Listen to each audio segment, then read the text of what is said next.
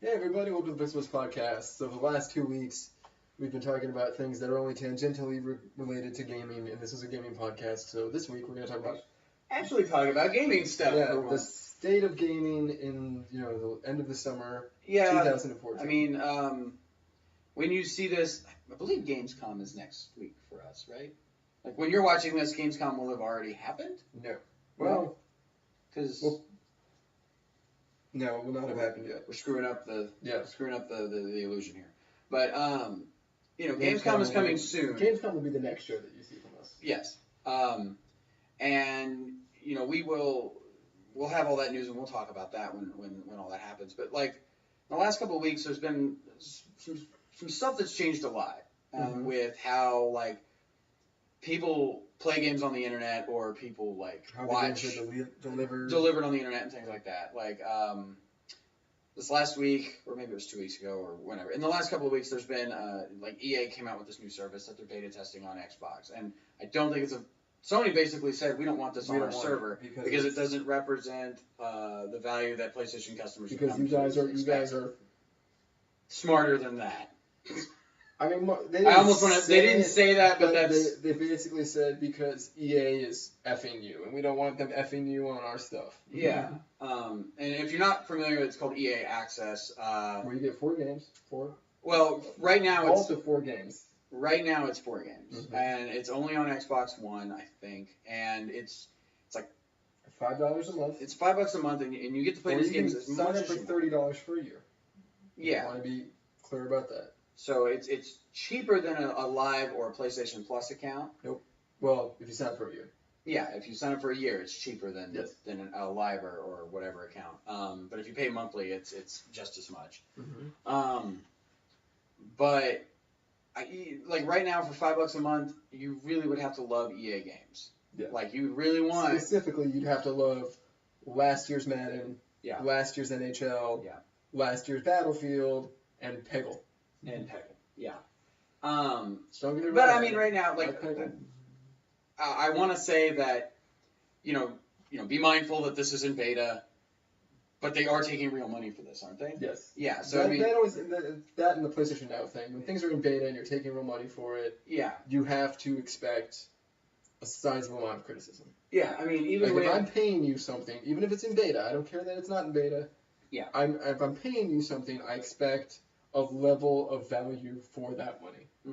The EA thing doesn't have that value. Well, I mean, when you think about it, it's $5 a month, right? Yeah. If they continue to add games and they don't take them off the list, right? Like with PlayStation Plus, the games change every month, but you get to keep them if you have purchased them.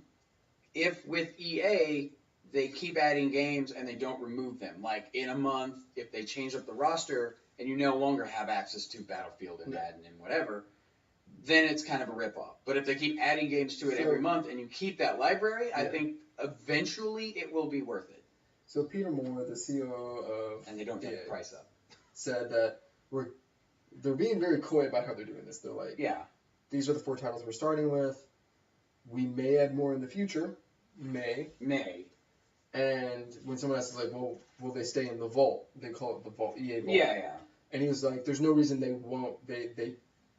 There's no reason they will go away. So, which means until we think of why, they're staying in the vault. Yeah.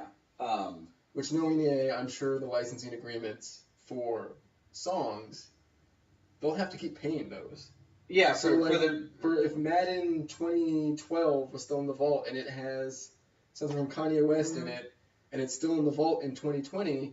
Kanye West still gets paid for that. Unlike if it's a used copy that someone buys in 2020, Kanye West doesn't get paid. He doesn't get a dime.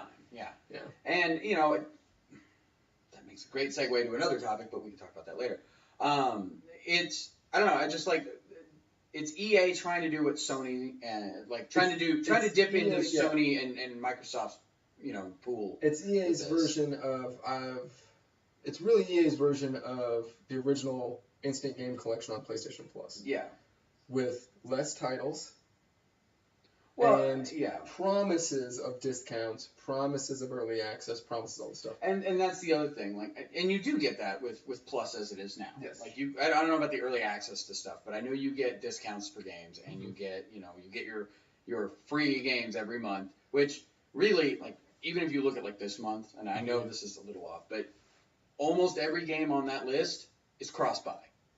Everything. There's a lot of them. Like, with Dragon's Crown being on PS3 and Vita, and Fez being on everything, and I think, isn't Metrico's only on the Vita, but Proteus is on everything. No, it's not on PS4, but it's on PS3 and Vita. I was just playing that today. It's pretty good. I played that for a bit. I had no clue what I was doing. There's nothing to do in that game except walk around. That's all you do. You can explore crap, and there's like these rings at night, and then you just stand in them. It takes you to the next season. The days go by for like 5 minutes, and they change seasons. Anyway, Proteus is really cool. Very relaxing. But I think EA Access right now, if you have to pay for it, because like I said, they are beta testing it with a select number of Xbox Ones. No. And it's not even like... It's good for the Xbox One only user, and here's why. Games with Gold as a system is really bad considering how much you pay for it. Well, I mean, it's more. It's everything you already got. Yeah, it is more expensive. It's more expensive than PlayStation Plus. It offers you less things. For a system like this, those are your two defining things, right? Yes. I mean, I know you like to bang on the PlayStation Plus is a better deal, and I totally agree that it is a better deal, but we've killed that a few times. So it makes sense for Microsoft to then grab this addendum and go, oh, here we go. Well, we'll put this in there too. For extra $5, you get these games as well. But see, that makes sense to me. Or as a consumer, I look at that as saying, okay, wait, so for $90 a year, the cost. Wait, no, how much is? I think Xbox Live is still $60. Live is still $60. So for $65, $60 plus $30 a year for the EA Access, I get about what I get over here for $50. To me, that's horrible. That's why when Sony looked at the math and went, wait, that's dumb. This is dumb. No, you don't need to put this on our stuff. That, I'm pretty sure EA and Sony have kind of they don't like each other. A poor relationship since the launch of the Xbox One. Yeah, because EA put out Titanfall only on the Xbox One, which was... Sunset Overdrive as well. And Sunset Overdrive. Really? Sunset Overdrive. I didn't realize that... Sunset Overdrive is the second Insomniac game from their EA partnership deal. I was going to say, I didn't know Insomniac was like published by EA. I thought they were published by like a Sony. They were actually, well, that's the problem. They were originally published by Sony. They published their other games. When they wanted to do games outside of Sony, they went to do EA Partners. EA Partners has since kind of devolved in a weird way. Yeah. The same thing with Valve. Valve was an EA partner. Yeah, I remember. Okay, anyway. But yeah, so it doesn't, like, even though it's only $4 or $5 a month or $30 a year, it is like, for $30 a year, it better get pretty good in the first year, otherwise you're not getting another one. Yeah. Like, I'm not expecting them to put out, like... What EA is, like, counting on is the Madden players that play every year, because they've said, okay, we're not going to put this year's Madden on this when it comes out next year. But if you buy this, you'll be able to play this year's Madden early, and then you'll have to buy it. Well, or if you pre-purchase it on your Xbox One, you'll get it a week early or 2 weeks early. Yes. Like if you buy the digital version, you get it 2 weeks early. Well, but their example was if you do EA Access, you'll get a digital version of the game 2 weeks early. It just won't play after the 2 weeks. It'll be like, hey, you got to buy me. Which, on top of the fact that EA's been trying to, I mean, I don't know if you guys remember before the season pass thing, EA had a sports pass where you were going to be able to get FIFA, and it was basically a coupon book that you bought that gave you, if you bought FIFA and Madden, it was a great deal if you bought all their games. If you bought all of them, you ended up saving like $10 or $20. Yeah. But if you only bought 2 of them, you broke even on the coupon book. If you only bought 1 of them, they made money. So this is just another way for EA to kind of milk you a little bit. Like, EA does a lot of cool things, like their Origin free game a day. The other day it was Wing Commander 3. I think it's a game a week, but I think that's over. Like, this is the last of those games for the year, or for this set. Yeah, they're not doing it every week. You almost had me, EA. You almost had me. I think it was like I think Battlefield 4 is free this week, but you won't get it after the end of this week as well. Like it's a trial or whatever. Well, but Origin's doing like a free game, download it and keep it. Yeah, I know. I'm just saying, like, Battlefield 4 is also free to try for a week. All the stuff. But I mean, and it's nice that they're doing that stuff. But the reason I say this is a bad idea is because how EA is handling it. because it is a like PlayStation Plus. It is a program for the most ardent game players. Yes. The problem with that is, unlike PlayStation Plus, what EA is offering you is the versions that you probably already have of Madden, Battlefield, FIFA, NHL, Peggle, whatever the franchise is, because you probably already bought those. You probably bought them around this time last year. Yeah. And that's the thing, right? Like, and then they're giving you, okay, you get early access, but you still have to buy it. Yeah. You maybe might get a discount, but we haven't said how much that discount will be or if it'll be for this game. Well, I mean, we don't know how their early access stuff is going to work, right? Like, their early access might be like what you said is like, okay, you can download this game, but if you want to play it after the launch date, then you have to give us $60. Or if they really want to be, they want to give you the discount by, $50. You've already got it downloaded, you're good to go. Yeah. Basically, like preloading with being able to play it. Yeah. For the sports fan that is going to buy Madden, that is going to buy NHL, that is going to buy FIFA, this is the program for them.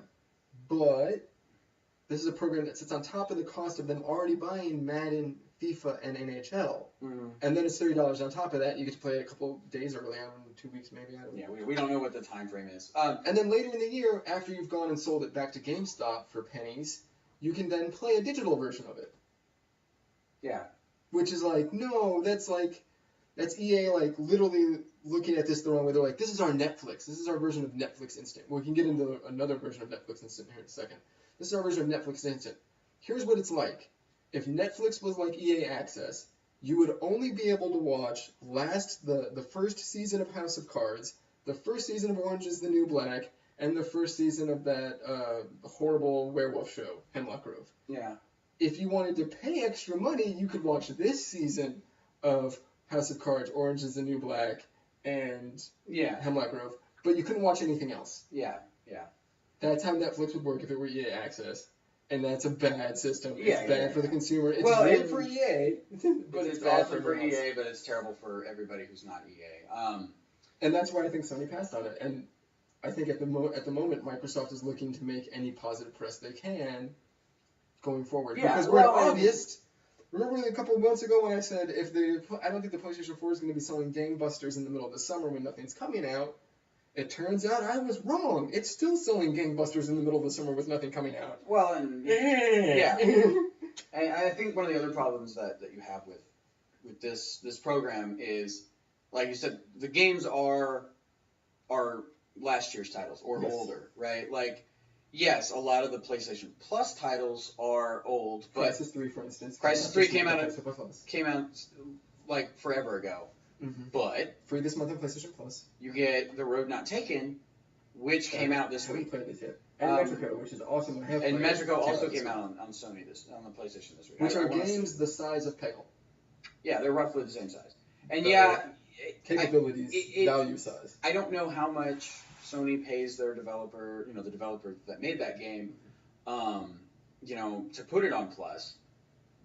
But and if it's worth them losing their first week or the first month's sales to it, and then after that, like after all the everybody said, oh yeah, this game is awesome, you should totally download it or you should buy it. According to the guy that made Retro City Rampage, it was totally worth it to be on Plus. Because he was like, I made more money than I would have sold in my first couple weeks, and it just carried forward, so more people kept buying it after it was off Plus. Yeah. So I mean, and that's good. Do I wish that we would get a AAA PS4 title? Yes, but that's not going to happen. None of the games that have come out from it will probably be NAC or NAC in November. Let's make that a hashtag. NAC in November. Or you might get that. I imagine that it's going the Killzone Shadowfall co-op expansion. That is now a standalone. It's a standalone thing. You might get that at one point. It's like, here's the demo for Shadows Fall. Like, play this, and then you can. Well, no, the co-op for Shadowfall's totally different. It's like the difference between Half-Life 2 and Left 4 Dead. Yeah. Well, no, because Left 4 Dead is like a straight survival horror with zombies and a 4-person co-op. Half-Life 2 has zombies and it's kind of survival horror-y, but it's not as fast-paced. Okay. But anyway. So, Killzone Shadowfall is a single-player game where you fight the Hellghast. Killzone Shadowfall Intercept is a multiplayer game, 4-player co-op, where you defend arenas against waves of Hellghast. Not zombies. Whatever. Not zombies. Either way. Not zombies in either game. Yeah, well, anyway, Valve. God damn it, Valve, where's my Half-Life 3? Anyway, So speaking of Netflix and Netflix services and people wanting to be the next Netflix, so I've played PlayStation Now. Yeah. How's that working out? I mean, I know you have a way better internet connection than I do. Played it during, full disclosure, I'm on Google Fiber. Peak hours for him is like 8 down and 6 up. 800 down. No, that's not entirely true. Peak hours for me is about 650 to 700, maybe 800. Down. And then probably 400 to 600 up. That is still like 10 times. Well, have you seen where Cox is getting in trouble because they're offering the competitor to Google Fiber, and they're like, Google Fiber like speeds 220 down, 150 up, and I was like, what? Silly little side note, one of the cable guys came by the house yesterday or Thursday, and did they bolt it on the side of your house yet? Oh no, are you guys? That's what they're gonna do. They're gonna put the box on the side of the house. He's like, oh, we were getting a weak signal, blah blah blah. So he scheduled a thing for the guy to come over and put it on the house. That might have been who was knocking at the door. But he's like, oh yeah, we haven't talked about this yet, so I might get in trouble. But he said that they have a new service they're coming out with, and it's going to be comparable in cost, and we're going to offer 300 down. And I'm like, really? That's it? Really? Because I have a friend who has shown me the download speed he gets. Because I get 50 down now, and I can't cap that because your service won't allow me to. Yeah. Like, you cap me at 2 or 5 meg down. On Google Fiber, I get a gigabit down and a gigabit up. Yes, that's what you're supposed to get. But you can't actually get that. Like, I work in a data center, and we have this problem all the time. People are complaining, oh, I'm paying for gigabit speeds. Yes, you're paying for gigabit speeds. And if you were in the same room, you probably would get that. Yes. Once you leave our building, and oh yeah, you're in freaking Japan, you have a trans-Pacific line that you have to go through, or satellites or whatever. So yeah, you're not gonna get full gigabit. So, like off-peak hours. So I've tried PlayStation Plus. You tried it in the middle of the day, and then you tried it. And I tried it off-peak hours. Well, the on-peak hours was last night before we went to go see Jaws. Yeah, which from like 6 o'clock in the evening until that's what I'm saying. Like from the time people get off of work until the time they start going to bed, basically. So and then I tried it this morning at like 4 o'clock in the morning because I couldn't sleep. Off peak hours, obviously. Although it's a Friday night, you never know. There might be a lot of people on at 4 o'clock in the morning. Dude, League of Legends doesn't sleep. It's true. So at off-peak, just for a good example, off-peak hours, I'll normally cap out at like 900 down, 600-700 up. Yeah, which that's more than sufficient. That is like 10 times better than what you can get in in 99% of the country. Having said that, once again, full disclosure. So now you know what internet I'm dealing with. Since PlayStation Now is an internet streaming service, you now know what I'm dealing with. So on peak hours, sitting up close to the TV, about where I normally sit. Probably about the distance between here and there. Yeah. You can notice artifacting in blacks. So Netflix has a problem with this too. All streaming services have a problem with this. Cable TV has a problem with this, where if something is black and they're sending it digitally, you'll get artifact blocks, which we've all seen the macro blocking pop up. Yeah. You see that all the time, and that's just because it's video compression and it's. It's coming through a line. Like, it's not like on Blu-ray. Yeah, you could probably get freaking Blu-ray's bandwidth to visual output is a lot higher than you'll ever get off of. Yeah. Well, probably a lot. If me and the video server were on the same Google Fiber setup, I could probably get if the video server was right here. Yeah, I could probably get Blu-ray-esque resolution. Anyway, and digital bandwidth. So the question a lot of you are wanting to ask is, okay, Andy, but how does it work? It works. You've been playing what? I've been playing Red Faction Armageddon, which is the one Red Faction I never ended up buying because it came out right when THQ folded. I do like the Red Faction games. The suggestion was made earlier that I should have bought a game that I already had experience with. That way you could tell whether or not... Compare and contrast, like, was this sluggish because it was the game? Was it sluggish because it was the stream? Yeah. I'm not doing that because you have to pay for these things. Yeah, it's another one of those hey, it's a beta, but you gotta pay for it type of deals. And I knew we were going to talk about this today, so I wanted to try out PlayStation Now with that criticism in mind that I want to try this out. I want to see, does this work? They're taking my money for this. Yes.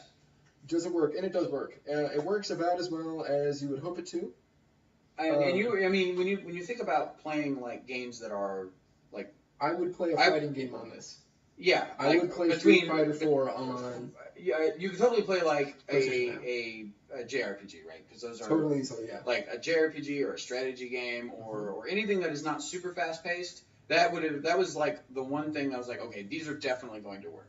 Yes. Because it doesn't have to have the super quick response. Yes. But I picked Armageddon because it was a shooter. Yeah, after hearing you talk about how shooters work and how like I watched a couple of people do they did like DOA or something, the Dead or Alive game that's on there, and there is like a very minute amount of lag between when you hit the button and the character actually does something, and that might be a good example. That might just be the lag between the controller and the system. Yeah, here's a good example. You know how when you're sitting up close to the TV and you're playing a game, or you're sitting at a desk looking at a monitor, you want quick like that, right? Right.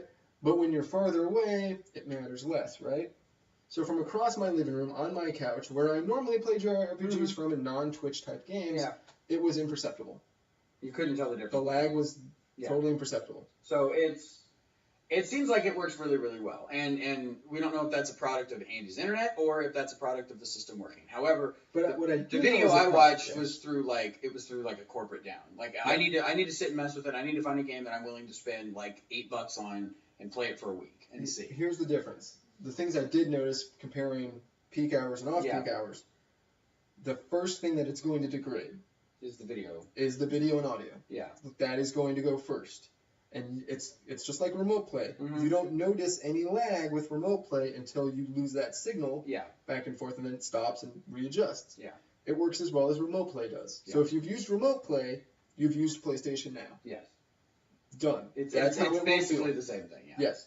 The problem is, like I said, it's going to bring that video down. The video quality is going to go from based on your 720 down to like 480 or even worse, depending on your bandwidth. The good news is the PlayStation 4 will always convert it to 1080. Yeah. So it's just the same as Netflix works the same way, guys. It's just going to get blurrier. Yeah, Netflix works the exact same way. If your bandwidth goes down, the image just gets blurrier. It looks like they stretched the image. If you're not like trying to read text, like I was yesterday before. And then it went fuzzy. You notice kind of like they get kind of like a little fuzz around the words. Yeah. But once again, good, not bad. If they had a better selection of games, would I use it more often? Yes. If they had a subscription service, would I sign up for the subscription service? Yes. So what you're saying? Would I recommend it to other people to use? Not right now. No. It is. I think for what you get, I see the like 90-day price. I'm okay with, right? Like 90 days for $30 on a game. Yeah, at 90 days, you're buying the game. You might as well be, yeah. Yeah. And most people will complete a game in 90 days. Yes. And I can see, okay, you don't actually have a copy of it. You won't have access to it after that 90-day period. Yeah, okay, $30. But when you're talking, okay, that same $30 game for 90 days is $5 for 4 hours. And here's the thing with that. The 4-hour prices, my suggestion to you, ignore. Just pretend there's not a 4-hour option. Yeah. Because I don't know why, for the life of me, there's a 4-hour option. Because you can beat Call of Duty in 4 hours. I don't know a game that I've ever played that I've been like, I'm going to sit down and play this for 4 hours and be done with it. Now, well, games that I've sat down and played for 4 hours and it was over and I was surprised. Yeah, I mean, you could probably, you could definitely, I think you can beat Brothers in 4 hours, but I don't even know if that's on there. There are achievements in games for beating them under 4 hours, but you really kind of have to have played like dozens of hours of that game already in order to be able to get to the point where you can finish that game. Yes. Like so God of War, for example. The 4-hour option is literally there for, hey, I have friends over, we're all drunk. Let's play Guitar Hero. And we want to play something. The same reason, I don't know that you can play Guitar Hero on this, because it's hard enough to play Guitar Hero on LCD screens with all the tap lag. But the reason for this pretty expensive option is the same reason that SingStar songs are more $2.99 because you're probably going to be buying them while drunk. Yeah. I mean, it's not just for you. No. So it's 4 hours, 1 week, and then is it like a month? No, it's 4 hours, 1 week, 30 days. There's also a 15-day option on some games. Some games, okay. And then there's a 90-day option. Okay. So a lot of people are very upset because a lot of these 90-day versions are more expensive than you could go buy the game at GameStop, or you could go buy the game used. You can even buy the game new in certain instances, and it's more expensive. Yes. Sony has done a better job since the closed beta of marking out, hey, this is expensive because this is the all DLC version, all director's cut version. Yeah. So like when they say like, oh, Final Fantasy 13-2 is so expensive on there, I then went on there and was like, why is it so expensive? Because I have Final Fantasy 13-2. Yeah. And I looked, I was like, oh, this is all the DLC, guys. This DLC still runs for like $20. 15, $20, yeah. Why? Sorry. It's okay. I mean, my phone's right here, so.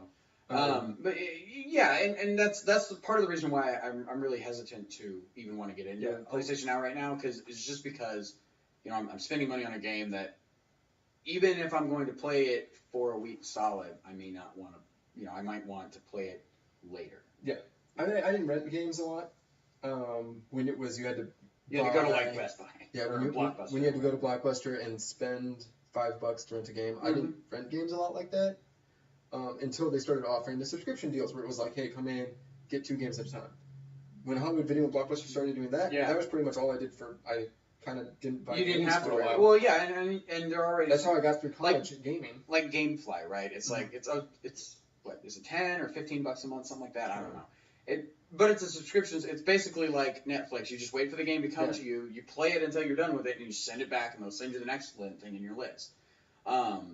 This is kind of like analogous to on-demand services or pay-per-view back in the 90s of, hey, I'm at home, I don't want to go out for whatever reason, and I really want to play this game. Yeah. So I'll play it. Yeah. I'll pay the $10. I'll rent it for 90 days or whatever. Yeah. Yeah. And that's why ignore the 4-hour option. That's not for you. No, the 4-hour option is like, okay. Everything beyond the 4-hour option usually is good because you're getting into the. Yeah. So I think there's a 24-hour option on some games. You're getting into less than a dollar. There's 1-hour trials too that you get as part of Plus. Yeah. So even that, like, yes, you have to download the whole game or the majority of the game. Well, I think once this thing gets out of beta, they're going to start doing that. You can try the game for an hour type stuff. Or and that, minutes. You know what, that would be fine. Like that would be the perfect way to get people into the game. It's like, okay, here's the first 30-40 minutes of this game. Go. You don't have to pay for it. It's part of the streaming thing. Or if they add a sub option, then they have that as one of the things. It's like, here, you can play this game for an hour, and then you choose whether or not you want to keep going. And I don't know. My advice to Sony is this is never going to get any better than pay-per-view, which has always, except for hotels, has always been a niche market. Yeah, I mean, home pay-per-view doesn't do well unless it's something like WrestleMania. Yeah, I was gonna say because WWE, the wrestling guys have already come out with an app that's like, all right, here's $50 a month, you can watch all our crap, or $50 a year, you can watch all our stuff, or something like that. I don't know if my advice to Sony would be like, of course, a subscription service is going to make more sense. Mm-hmm. But they already have a sub service, so I don't know if they really want to have 2. And like, I know with it'll probably be an addendum type thing. They've already been talking about it. The mouthpieces of Sony have talked about the subscription service enough. If it doesn't show up, that's actually a major bad thing. Yeah. I just think that, like, with the sub-service of EA being $5 a month or $30 a year, if you tack that on for, like, PlayStation Now sub, what is that going to be? Is it going to be $10 a month? Is it going to be, like, the $5 a month instead? And then, that way, yeah, if you really want to play that PlayStation Now game, here's your $5 a month, you can do whatever. And you can have, like, 3 games lined up on your thing. At the moment, the thing that's really causing a problem on PlayStation Now, for me, is the lack of content. There's 100 games on there, which is a lot of games. A lot more content than EA Access is offering. Yes. But at the same time, like, there are notable omissions. There's no God of War game on there. There's no, and we've seen a God of War game running on it. Yeah. The Ratchet & Clank games aren't on there. We've seen a Ratchet & Clank game running on it. We've seen The Last of Us running on it. Last of Us isn't on there. Of course, Last of Us just came out on PS4, so.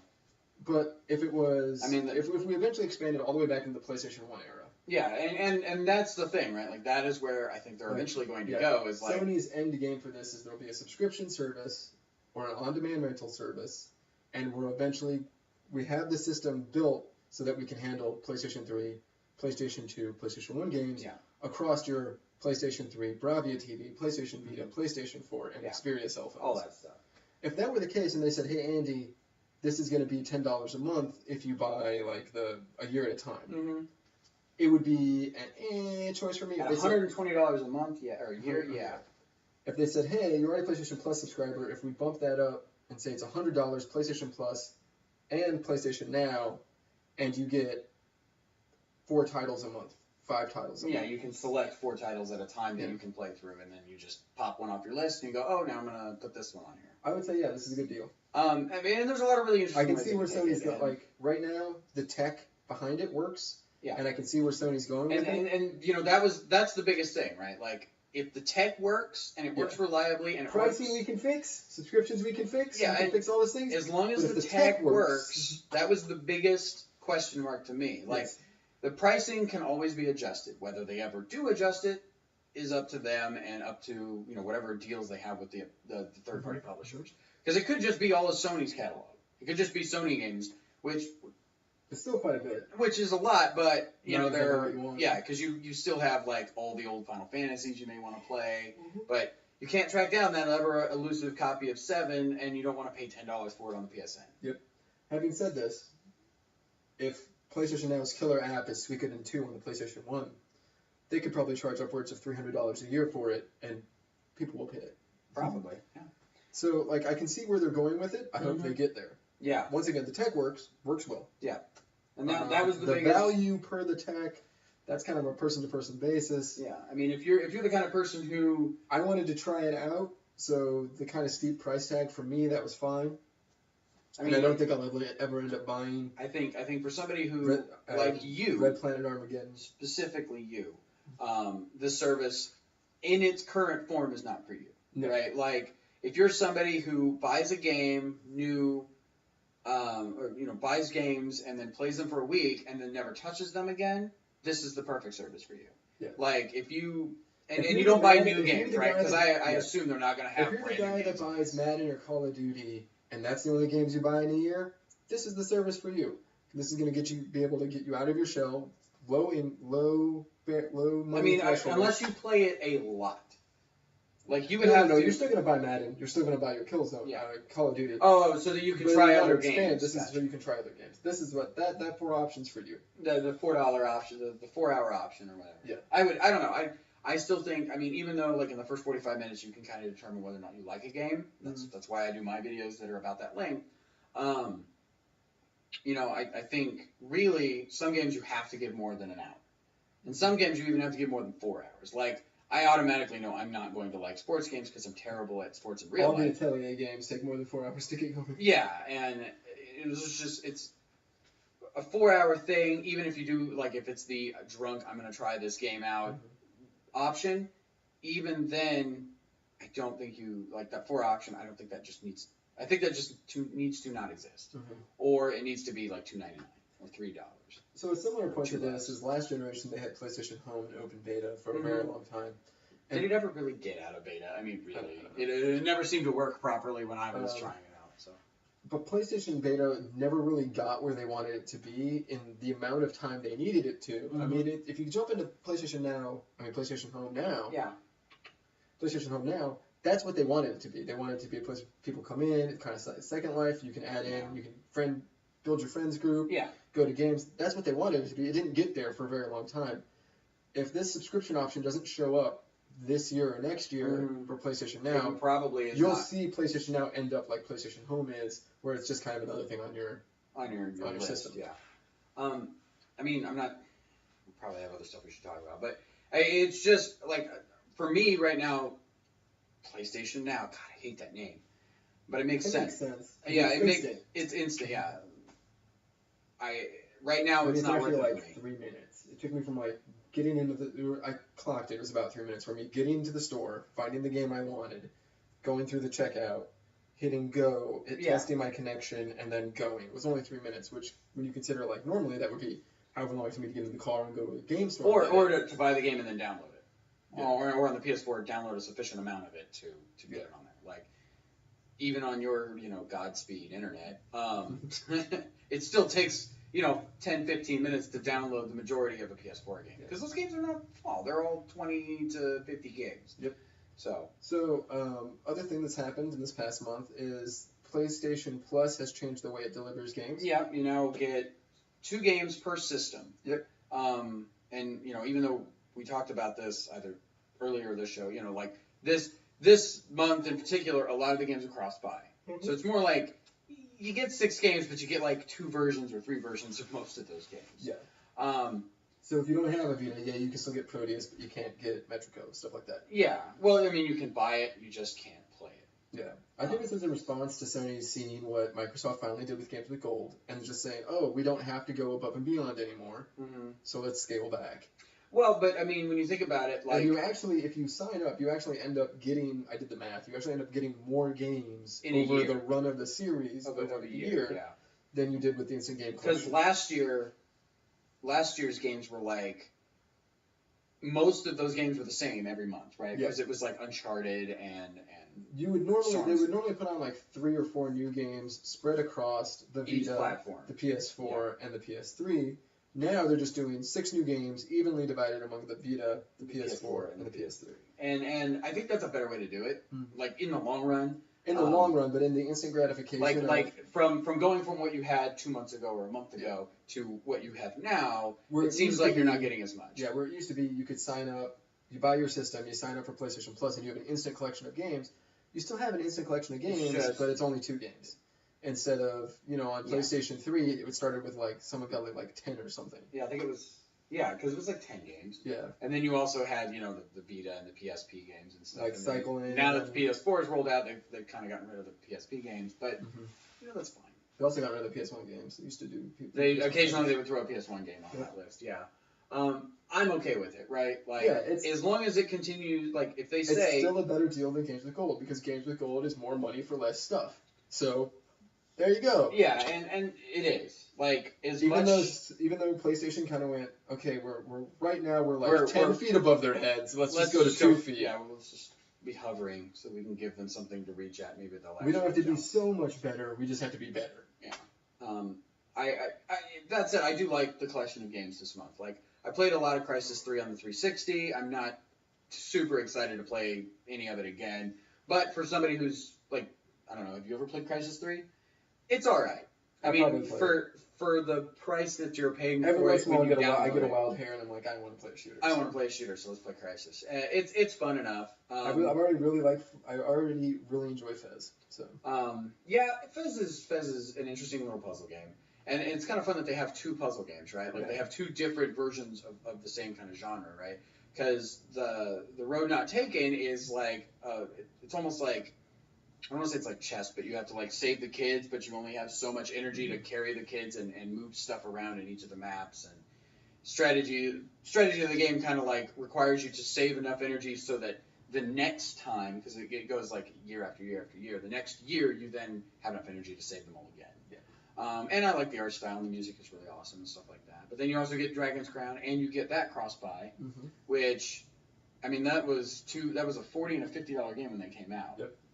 Last summer, but you still get both versions, and you only get both versions in August. Yeah, only cross-buy now. Yeah, if you buy it, which is weird because I want to buy a Kiba strip, but at the same time I'm like, it's not going to be cross-buy.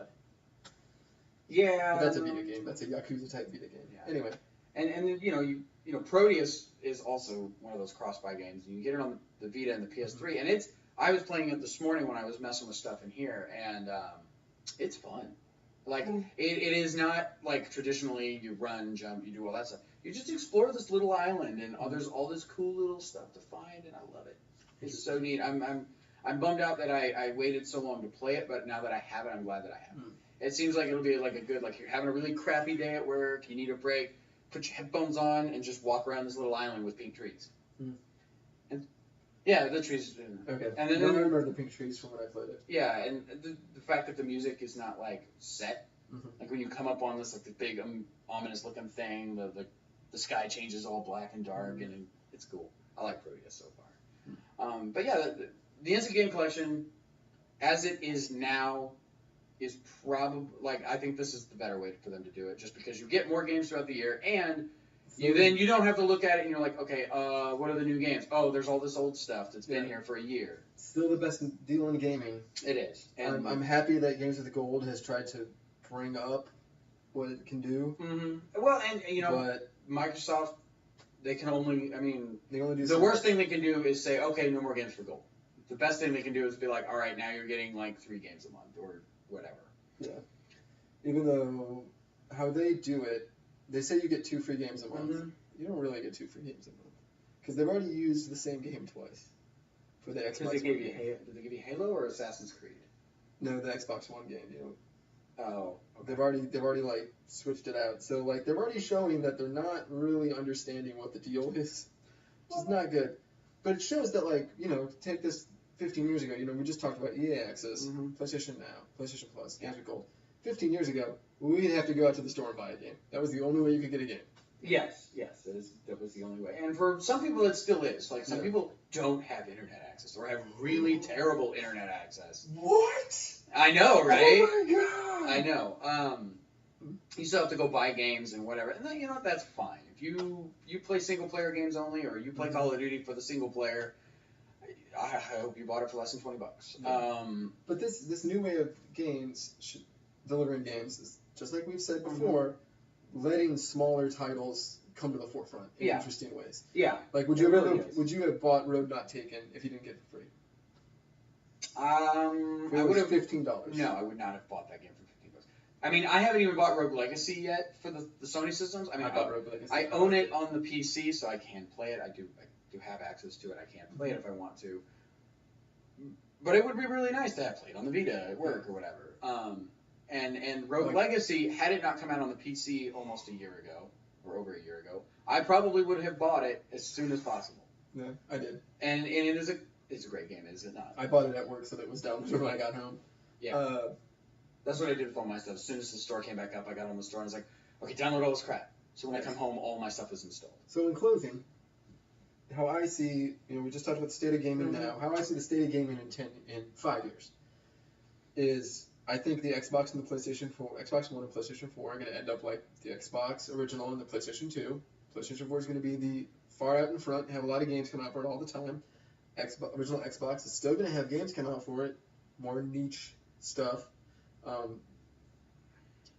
What? No, go ahead. Okay.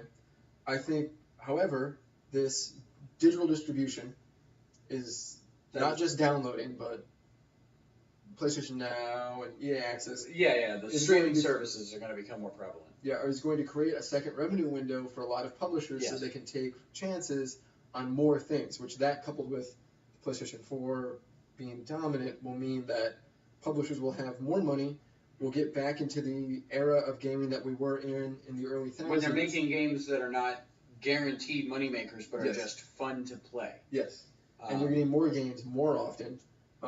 Even if that might not mean you're getting more AAA titles, which I still hate that term. Yes. Because people use the term AAA to mean one thing, which is not what it means. AAA is a budgetary analysis mm-hmm. of the size of team that a publisher uses to build a game.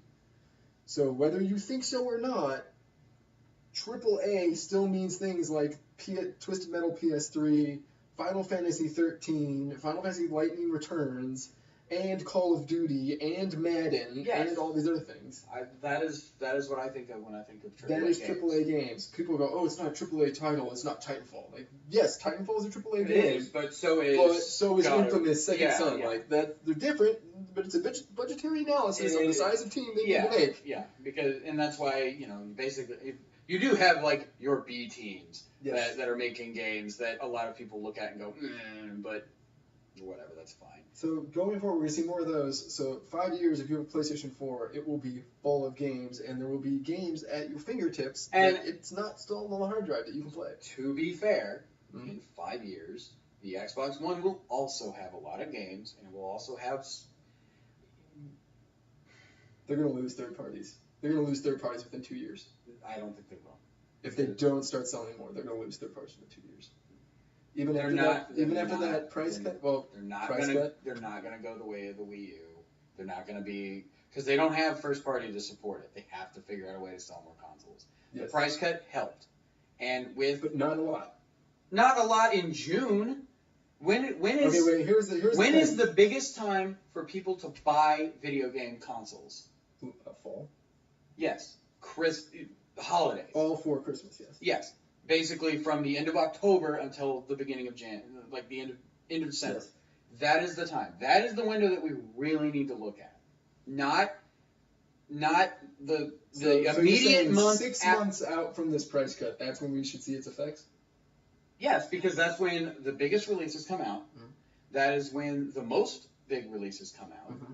And that is when more people are willing to spend that kind of money on that mm-hmm. big of an investment. I agree. Okay? Here's why I made that point. In June, people aren't willing to make that much to spend that much money. Yes, there were, like, I know a guy who bought the Xbox with the Kinect. I don't know why he bought it with the Kinect, but he did. That's what he wanted to do. He wanted to spend $100 on it. Fine. If I was on the fence and I hadn't bought a PS4 in November last year, I still would have bought a PS4, but the price cut would, only because of PlayStation Plus and the fact, no, it wouldn't have not swayed me at all. But if I was on the fence and I hadn't already had a Sony console for years and had built up the thing and because I feel that you're always defensive about this, and I feel like I know people out there think that I'm a Sony fanboy and I love everything Sony does. And you are. Not entirely true. I happen to like a lot of things they do, and that's why they get my money. And you crap all over Xbox. It doesn't matter what they do, for the most part. No, I really like the original Xbox. I really liked that system. And when Sony saw that and decided to make the PS3 an original Xbox, similar, future-proof system, it didn't work. Well, wasn't that successful for them. No. Here's why I say that. So in June, after this price cut, granted, remember Microsoft announced the price cut. I think when you look at whenever they put their go ahead. When Microsoft announced the price cut at the end of April, so their May sales tanked. We expected that. Yes. So then they announced their June sales. The June sales had doubled the May sales. Fine. But their May sales were horrible. May sales were horrible. Okay. So the PlayStation platforms still outsold the Xbox platforms 3-1 in June. Yes. So the people that were making the decision in June, likewise, once again, 5 months out from when everyone else is going to make, people that were still making that decision still went with PlayStation 4. Or still haven't made that decision. No, the people that were making that decision the people in June, who had the 400 plus tax to spend. Yes. Went with the PlayStation. Probably went with the PS4. No, not probably. We have sales figures to show that they did. Okay. Yes. Okay, that they sold much more. Yes. PlayStation 4 sold much more. I mean, are we having than Xbox? I guess we don't have inventory issues because every time I go to Best Buy, they have a pile of them. What we're having now is a pretty discernible economics course in the sales numbers are here now, and we're not saying Xbox is only selling 50,000 or 500,000 or whatever. Remember 9 years ago when it was the other way around? Yes, I do remember 9 years ago when it was the other way around because that's when I bought a PlayStation 3.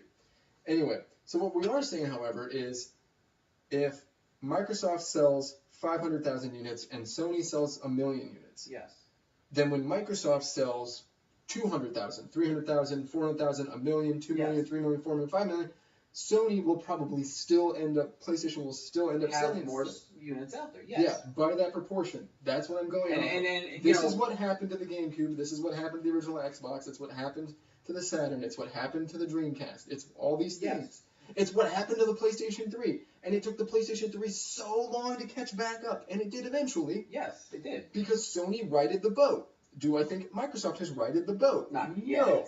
Because clearly the sales show that people aren't wanting it. It's the same thing with the Wii.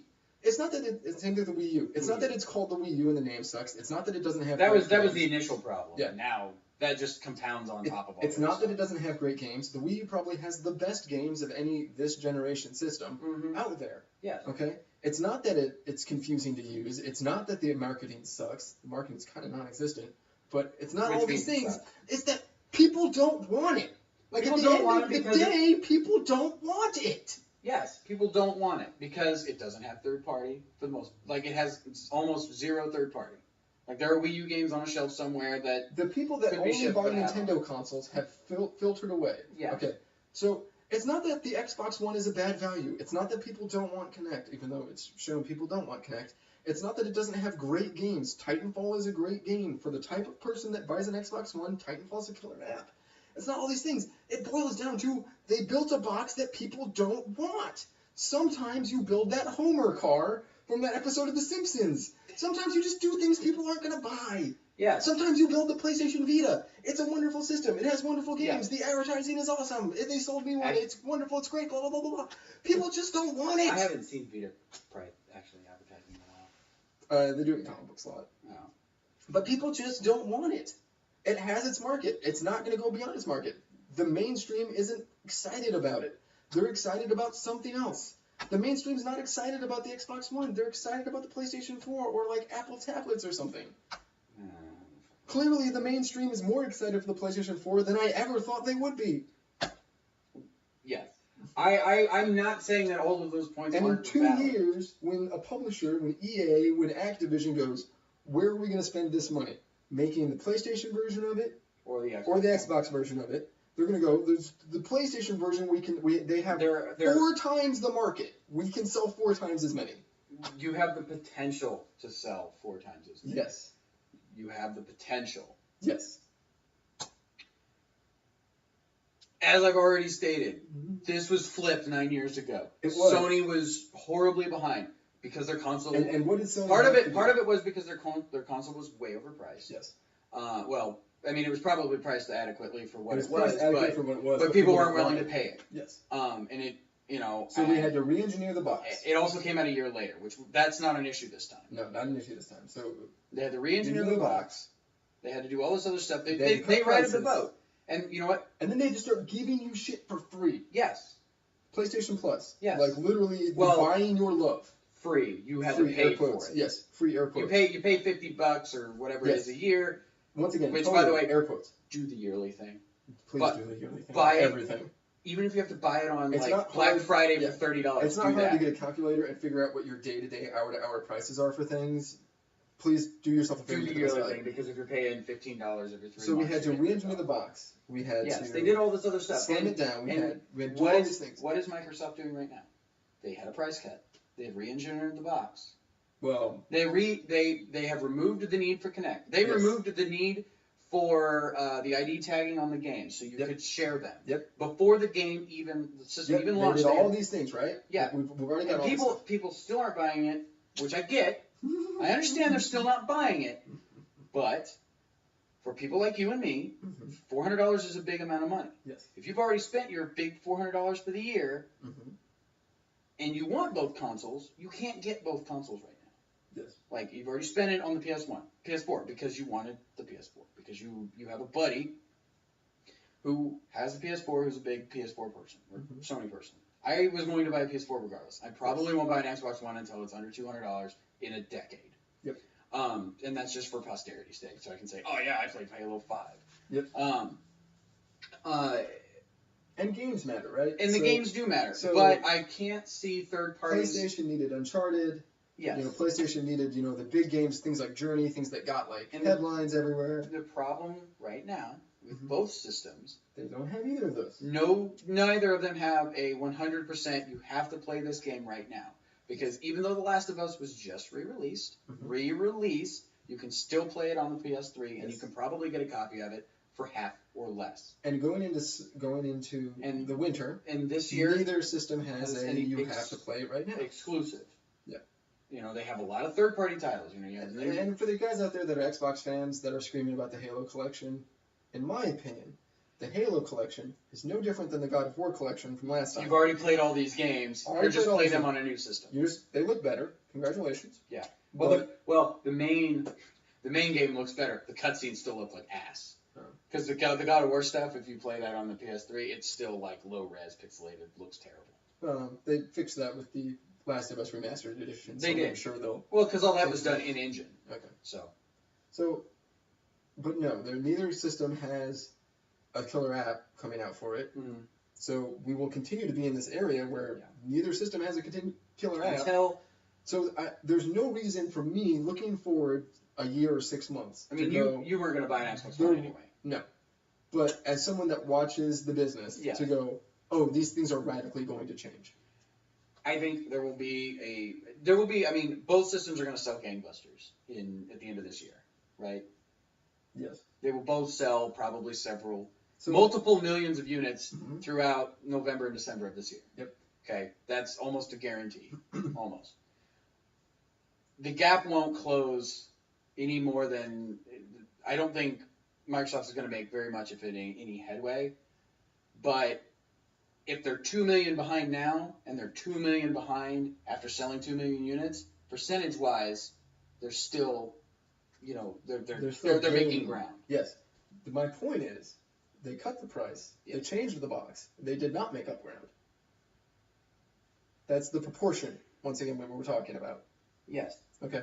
And eventually, you know, maybe this time next year. A third party is not going to abandon. It's not, because if third party abandons Xbox, they're no longer third party. They're Sony's. They're first party developers. That's all they are. That's like you're saying they abandoned the original Xbox.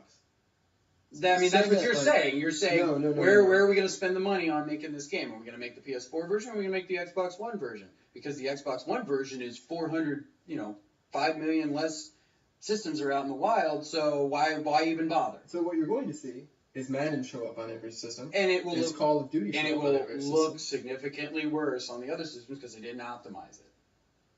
Is that what you're going to say? No. Okay. God. I mean, maybe we just need to wrap this up. You're getting very pent up over there. Well, no, I'm just saying, like, it is very apparent to me that you are going to shit all over Xbox all the time. No, I'm not shitting all over Xbox all the time. Okay. They do good things. Removing the Kinect and making it optional, that was a good thing. That was a good changing thing. their dropping stuff. the price, good thing. Well, that was getting rid of the cup. Good thing. Changing their stance on used games, good thing. Yes. Changing their stance on their digital game collection, good thing. I think they're changing all the stuff they've done since announcing the system. Yes. Good thing. Yes.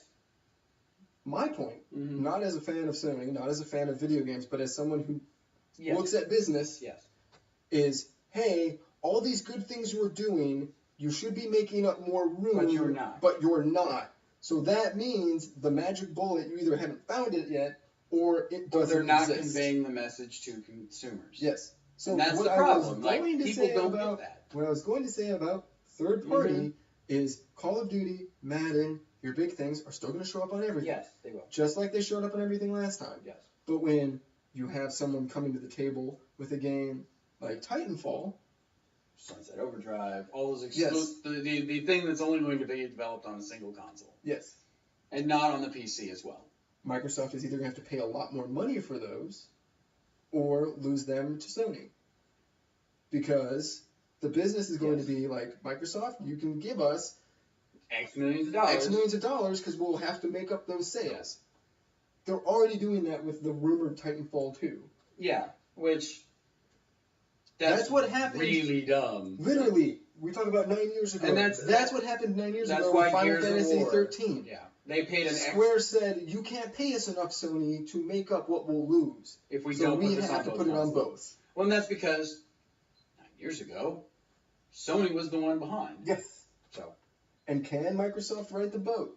Maybe. If they throw enough money at it, but I doubt it. Because we're standing at, we're looking at a system that has Mario Kart 8.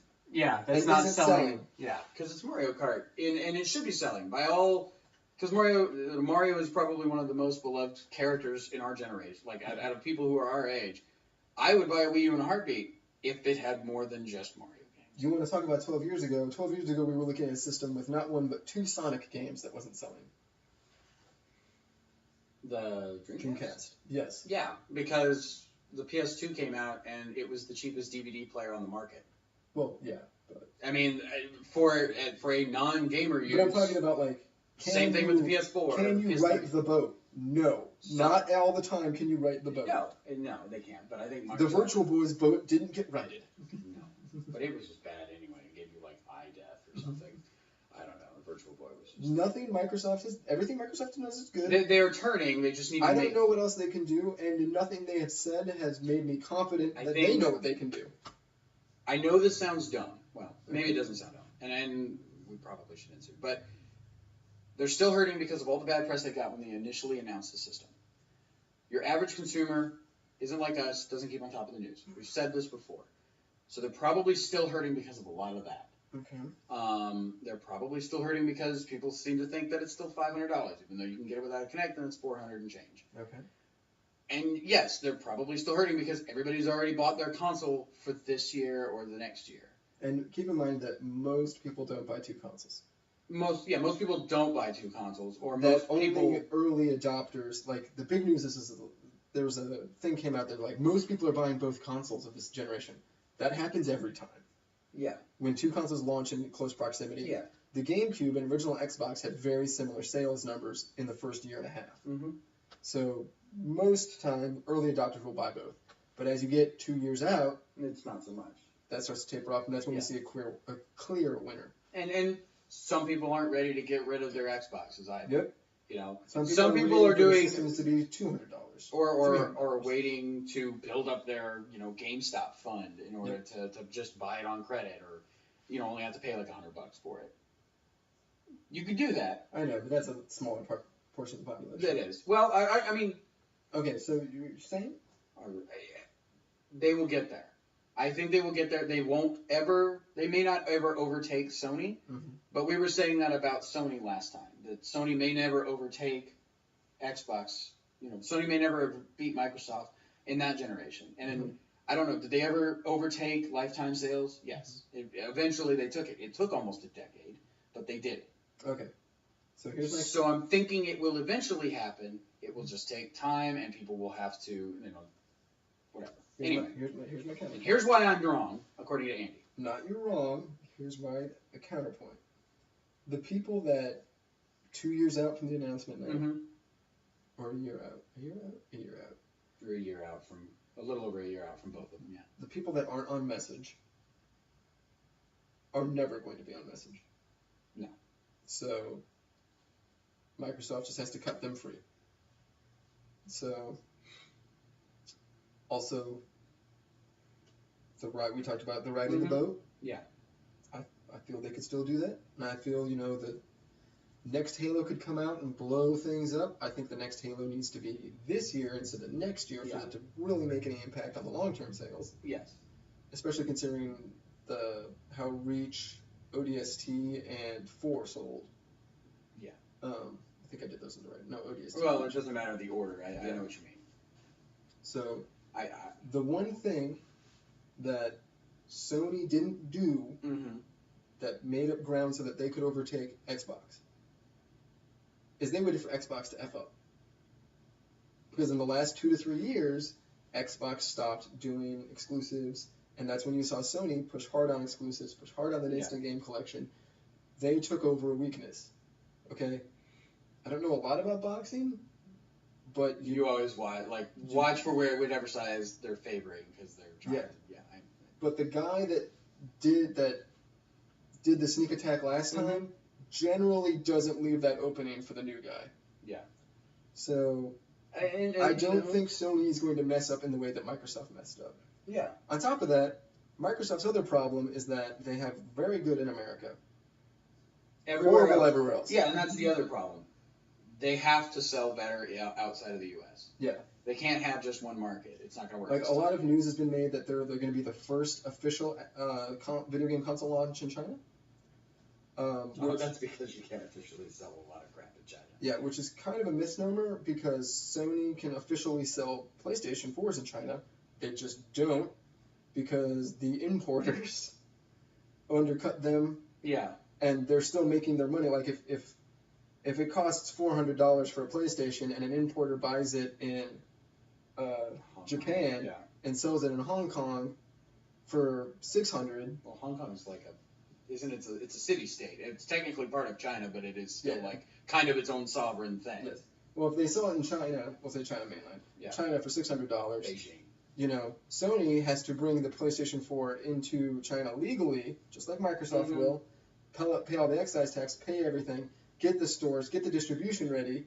So by the end of the day, they're probably selling that one for $700, whereas the importer over here has it for $600.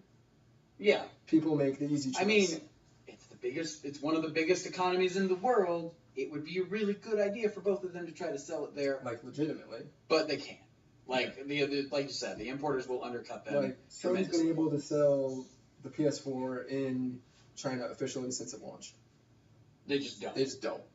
I think it's kind of dumb that they don't, but distribution and... I mean, they're selling them out of Korea and Japan and wherever. Anyway. They're selling them everywhere else, so they're like, this will probably... once the supply chain isn't constrained anymore, and we can get enough in people's hands, we'll probably move into China. Just the same as they moved into India with the PS2. Yeah. So, but that's a good point. You can't buy the Xbox in India. We talked about the world's biggest economy, China.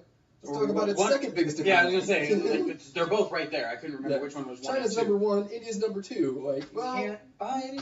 Okay.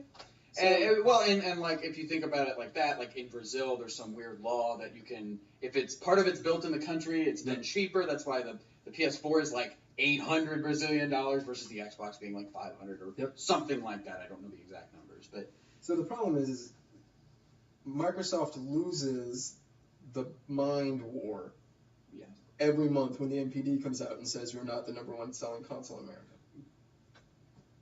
Because you're not selling anywhere else. And people say, and rightfully so, they're expanding in September and they'll be in more markets. But they could be in every single one of those markets and sell every single one of the gamers in those markets in Xbox One, and it still would not make up the numbers they're losing in the markets they're already in and in America. I mean, I'm thinking eventually they will get there. They won't. They may not. They may never overtake. But I think in 5 or 6 years, the difference will still only be like 1 or 2 million. Right now, I understand it's like 4. In 8 years, at the end of the cycle, 120 PS4s, 40 Xbox Ones. 120 PS3s. No. Oh, you're saying million. You're taking it as 40 million Xbox as Ones. Scaled right now, right? Like because the current numbers are like what 8 and. I'm taking it as my best guess. So you think it's going to be 3 to 1, roughly? Because I don't think they're going to. Xbox One was. Xbox One was actually closer to like 25, 30 million. Original Xbox. Original Xbox. And then I think the Xbox One. Naming schemes. I think the Xbox One is going to do a little bit better, but still not great. You're still going to have one. I don't think they're that. I don't think they're going to sell 120 million PS4s. I think that's a very high number. But you know what? If you'd asked me in like 2006, 2007, you know, by the time the next ones come out, how many systems would each one have sold? I don't think they would have been up into what's the 80s. Yeah, in the high 80s. Yeah, I think PS3 is around 85 and Xbox is somewhere 82 or something. Yeah, so there's a 3 million difference between them. The problem is they're almost neck and neck. The weird thing is that like so Sony will put out their number here when they're ahead of Xbox, and then Xbox will wait like maybe 5 or 6 months until they're here, and then they'll put their number out and they'll be the best seller. But then Sony won't put their number out. Sony will be way up here. When they're like up here, so you never really understand. And also, like I said, there's a lot of people. And the kids that follow VG charts, don't look at VG charts for anything that's less than 2 years old, because that's pure guesswork and bullshit. Yeah, it is. You know, I don't know. I feel like we're always really down on Microsoft, and yes, they've done some things. We're down on them for a reason. Because they've done some things that are less than optimal. Yes. But I'm not all doom and gloom like you are. I know you don't think that 40 million isn't doom and gloom. 40 million is better than. 40 million is what? 40 million is better than the Sega Genesis. Yeah, but that was a different era. Like you have to think about it. Like there was. Can you go to a thrift store in 1993 or 4, whenever the system, whenever they. We need to stop. Yeah, we need to stop. Anyway, my point with that was, can you go to a thrift store now and buy a Sega Genesis? Yes, probably. Right? You could probably buy a Super Nintendo as well. Can you get Super Nintendo games at a thrift store? It also had around 40, I think 50 million. Yes. Yes, probably. So in 10, 20 years, you will still be able to find Xbox Ones and Xbox One games everywhere. Yeah. Everywhere. Well, yeah, maybe. I don't know if this is the last generation and they're going to go 100% streaming on the next one, which they won't. Because that's dumb. Because the way this. I mean, you can still find Xbox, original Xbox games, GameCube games. Yes, you can find all this stuff. I was in a thrift store the other day and they had a third-party Dreamcast game. I can go to the one right up here and they have like a stack of Xbox and PS2 games. I'll probably go there on my way home. Yeah, there's barbecue. So no, it's not going to be horrible. I'm not doom and gloom. I'm just saying. I mean, I know 40. The math looks like this right now. Yes, and 40 million is a big number, but I think 120 is a big number. If I were a forecaster, I would say, it's probably going to partly cloudy and rain in 7 days. Best guess. It'll be in the 70s. It's August. It'll probably be in the 90s, and it'll be 80% humidity. We're gonna die. Don't take it as the God's honest truth. Yeah, I'm just saying. I think it'll be more like, if one of them hits the 120 mark, yes, it'll probably be Sony, and Microsoft will be in the probably 100, between 80 and 100. That's my guess. I don't think there are that many people buying consoles. For it to get up over 100, you really kind of need to be the one machine that everyone buys. That's how the Wii got over 100. In 10 years, kids that are what, 8 now will be 18, and they'll probably have summer jobs and they'll have bought consoles. And I mean, you have to think the population's going like this. It's not decreasing. So actually, in the United States, birth rates are never mind. Well, yeah, because you and I are playing video games. Instead of making babies. The reason we started all this stuff, and the reason, because I didn't get to do my original point before Dave went crazy on me, is if Sony can make the PlayStation Now thing work, yes, third parties will go with Sony because they can continue making money off titles in more ways than they can on Xbox. And I think in a year and a half or 2 years, Microsoft will have copied that technology and will have their own service. It may not be as good. It may be better. We don't know. We'll see. I mean, there was Gaikai and OnLive. They were two separate companies. Yes. Sony bought Gaikai. Where's OnLive? It's closed. It's gone. I think there's still someone running the server somewhere. Yeah, I'm sure there's somebody it's just a 486 in a closet. But I remember Microsoft saying they didn't want to do it because they didn't view it as a future-proof technology. Well, which maybe was funny to me at the time because streaming's like the one thing that is future-proofed. Yeah. So. Anyway, later. We'll see you guys next week. We'll talk about GamesCom.